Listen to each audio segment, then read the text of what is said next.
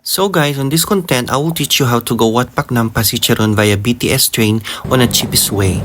First, you have to buy BTS train ticket going to Watakat Station. Yan, so guys, dito na kami ngayon sa mismong Watakat Station. Bababa na kami at magmumotor para ma-reach namin ang Wat Paknam.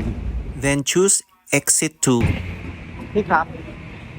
Hi, Wat Paknam. เท่าไหร่นะ30 ba? Kuna. Ito ang pinakamatipid na pagpunta ng tempo.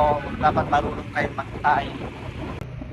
Ayan, malapit-lapit na tayo sa Wat Paknam Pasicharon.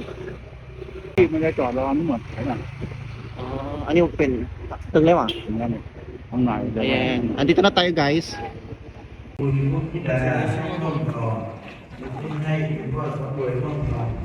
Guys, so andito na kami sa mismong pinaka loob ng Wat Paknam Pasicharon, Bangkok.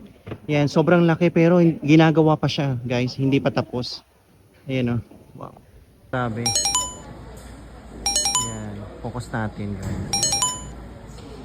Ayan.